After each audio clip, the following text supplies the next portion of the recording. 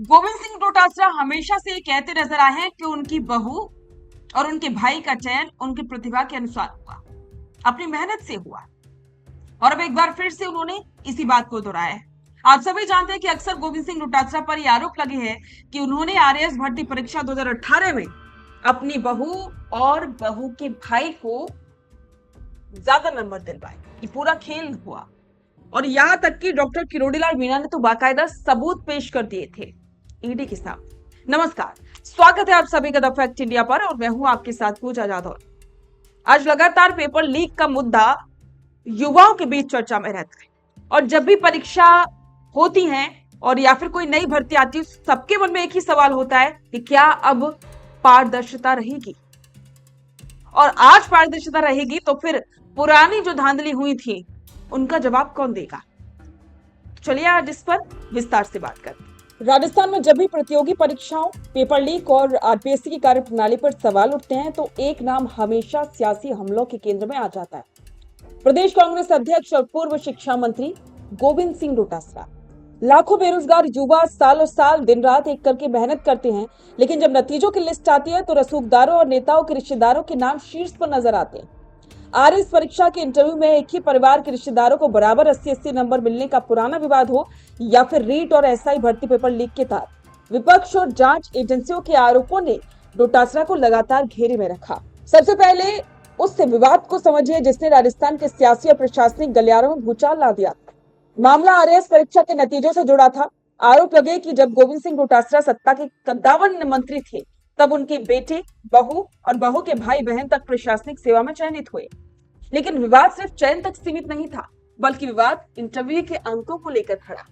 लेकिन परीक्षा में सामान्य या फिर औसत अंक हासिल करने वाले उम्मीदवारों के इंटरव्यू में अप्रत्याशित रूप से 80-80 नंबर थमा दिए गए। आरोप लगे कि डोटासरा की बहू, उनकी बहू की बहन और भाई तीनों को आरएएस इंटरव्यू में ठीक 80 नंबर मिले, जबकि लिखित परीक्षा में राज्य भर में टॉप करने वाले कई मेधावी अभ्यर्थियों को इंटरव्यू में बेहद कम अंक देकर के पीछे धकेल दिया गया। इस 80 नंबर वाले फॉर्मूले को लेकर के सोशल मीडिया से लेकर के विधानसभा तक जमकर बवाल कटा और ये आरोप सीधे तौर पर तत्कालीन शिक्षा मंत्री के राजनीतिक प्रभाव के दुरुपयोग से जोड़ा गया। विवाद सिर्फ आरएएस इंटरव्यू तक नहीं रुका। गोविंद सिंह डोटासरा जब प्रदेश के शिक्षा मंत्री थे, उसी दौरान राजस्थान का सबसे बड़ा भर्ती घोटाला यानी कि रीट पेपर लीक कांड सामने आया। आरोप लगे कि मजबूत सुरक्षा घेरे वाले सरकारी दफ्तर शिक्षा संकुल की अलमारी से पेपर लीक हुआ और करोड़ों रुपयों में बेचा गया। राजीव गांधी स्टडी सर्कल का कनेक्शन भी था। जांच में सामने आया कि परीक्षा के कोऑर्डिनेटर और पेपर संभालने वाले कई लोग एक खास एनजीओ और संगठन से जुड़े थे, जिसे सीधे तौर पर सत्ता के शीर्ष नेताओं को संरक्षण प्राप्त। उस समय विपक्ष में बैठी बीजेपी और राज्यसभा सांसद किरोड़ीलाल मीणा ने सीधे तौर पर गोविंद सिंह डोटासरा पर पेपर लीक सिंडिकेट को शह देने और भर्ती माफियाओं को बचाने के गंभीर आरोप लगाए गए। इसके बाद सामने आया 2021 का सब इंस्पेक्टर भर्ती घोटाला, जिसने साबित कर दिया कि आरपीएससी के भीतर भ्रष्टाचार की जड़ें कितनी गहरी थी। आरपीएससी के सदस्य बाबूलाल कटारा की गिरफ्तारी हुई, जिन्होंने खुद पेपर चुरा करके करोड़ों में बेचा। और इसके बाद आरपीएससी सदस्य रामूराम राय का और उनके बेटे बेटी तक फर्जीवाड़े में घेरे गए।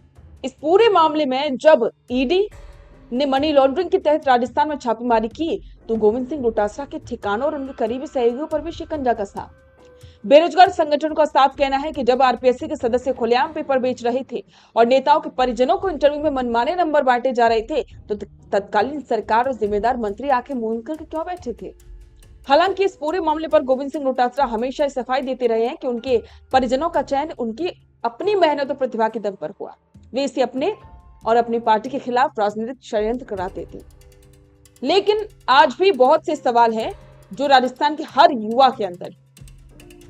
क्या राजस्थान में बिना सियासी पहुंच और पैरवी के एक साधारण छात्र का सिस्टम में टॉप करना मुमकिन है? क्या आरपीएससी की भर्ती प्रक्रियाओं पारदर्शिता लाने के लिए पुरानी धांधलियों और नंबरों के खेल की तह तक जांच पूरी हो पाएगी? अब गोविंद सिंह डोटासरा तो हमेशा अपना बचाव करते आए, लेकिन आपको क्या लगता है, क्या वाकई में डोटासरा की कोई मिली भगत थी? इस पर आपके विचार कमेंट्स में साझा करें और बने रहें द फैक्ट इंडिया के साथ। अपना पॉडकास्ट शुरू करना चाहते हैं और चाहते हैं कि पहले दिन से उसे लाखों लोग देखें, तो अब ये पॉसिबल है जयपुर में। जयपुर का सबसे तेजी से बढ़ता हुआ digital news channel the fact India आपके पॉडकास्ट को वर्ल्ड क्लास बनाने के लिए जयपुर के बीचों बीच श्याम नगर में लाया है world class podcast setup, green screen setup, उसे शूट करने के लिए best state of the art facilities, editor से लेके लाखों फॉलोअर्स और करोड़ों वाली रील्स वाला यूट्यूब चैनल, और ये सब आपको एक ही जगह पर मिलने वाला है। तो पूरी जानकारी के लिए आज ही व्हाट्सएप कीजिए इस नंबर पर।